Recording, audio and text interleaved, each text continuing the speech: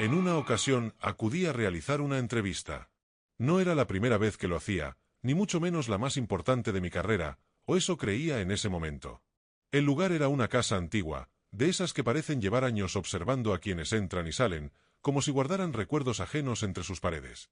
Había sido contactado por una mujer que no quiso dar muchos detalles por teléfono. Solo dijo que el entrevistado no podía desplazarse y que el encuentro debía realizarse al caer la noche. No me pareció extraño. A veces, las mejores historias nacen de condiciones poco habituales.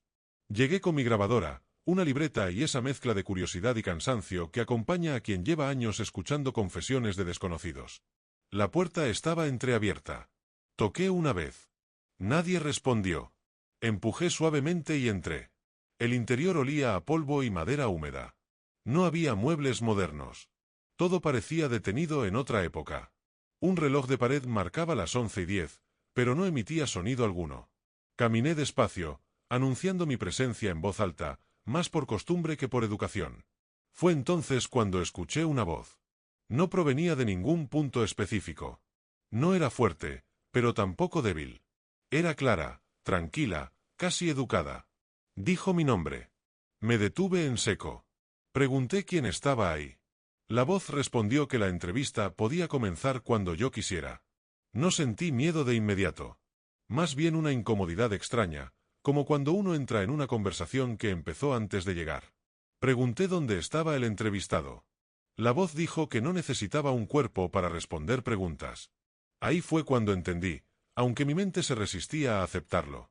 Estaba a punto de entrevistar a un fantasma. Respiré hondo. Pensé en marcharme.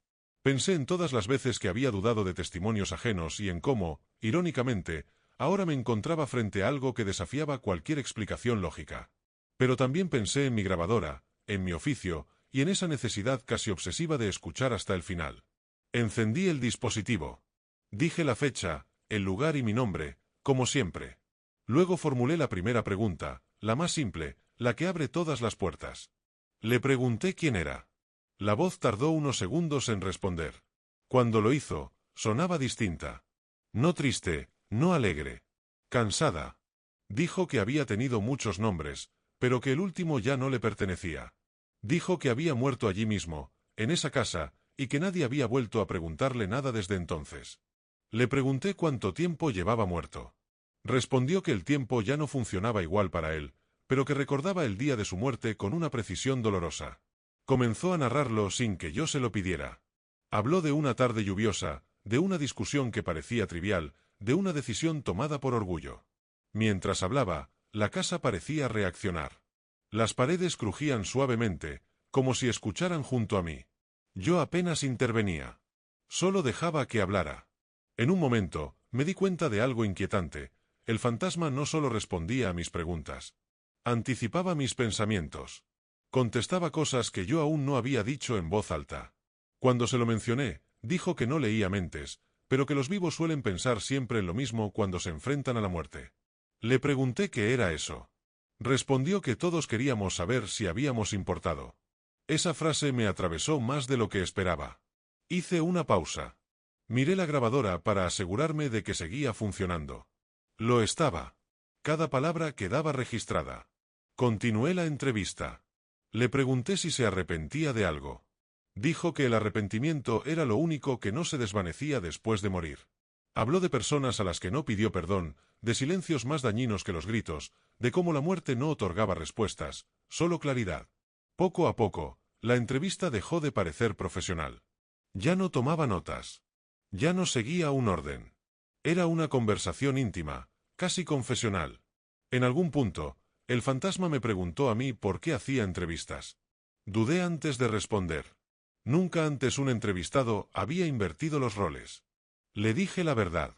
Que escuchaba historias ajenas para no enfrentar las mías. La casa quedó en silencio después de eso.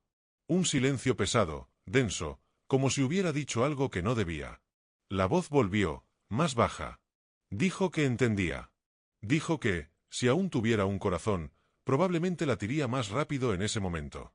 Me advirtió que no todas las preguntas debían hacerse, y que no todas las respuestas estaban destinadas a los vivos. Aún así, seguimos. Y fue entonces cuando me di cuenta de que la entrevista no iba a terminar como yo esperaba. No supe en qué momento dejé de mirar el reloj. Tal vez porque, dentro de esa casa, el tiempo parecía haberse rendido. La voz no mostraba prisa, y yo tampoco. Afuera podía estar amaneciendo o anocheciendo de nuevo, ya no importaba. Le pregunté qué ocurría cuando nadie escuchaba a un fantasma.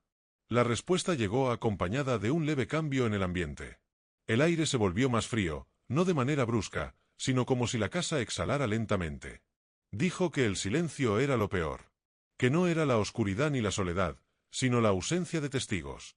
Según él, existir sin ser recordado era una forma distinta de desaparecer, una más lenta y cruel. Le pregunté si alguien más había intentado comunicarse con él antes. Dijo que algunos habían sentido su presencia, pero casi todos huyeron. Otros pensaron que era su imaginación.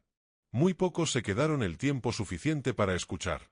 Me dijo que por eso había aceptado la entrevista. No porque yo fuera especial, sino porque había cruzado la puerta sin huir. Esa idea me incomodó. Nunca me había considerado valiente. Tal vez solo era terco. O inconsciente. Le pregunté si sabía cómo había muerto exactamente, si recordaba el último instante. Hubo una pausa más larga de lo habitual. Pensé que no respondería. Luego, la voz volvió, quebrada por primera vez. Dijo que sí. Que recordaba el sonido seco de su cuerpo al caer, el sabor metálico en la boca, y una sensación extraña, no de dolor, sino de sorpresa.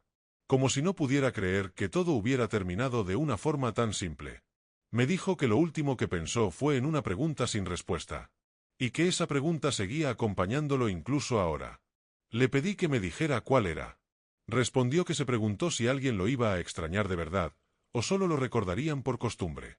No supe qué decir. Dejé que el silencio hablara por mí. En mi trabajo, había aprendido que algunas respuestas no necesitaban comentarios.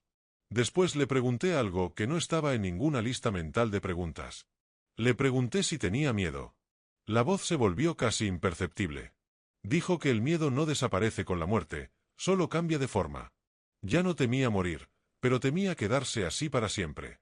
Atrapado en el recuerdo de lo que fue, sin posibilidad de corregir nada. Me atreví a preguntar si había algo que pudiera ayudarlo a irse. Se rió. No fue una risa sonora, sino una vibración breve, irónica. Dijo que todos los vivos preguntaban eso cuando se daban cuenta de que estaban hablando con algo que no podían explicar. Que ayudar a un fantasma no era tan sencillo como decir unas palabras o cerrar los ojos. Según él, marcharse no dependía de rituales, sino de aceptación. Le pregunté ¿aceptación de qué? De sí mismo, respondió. De lo que fue y de lo que no logró ser.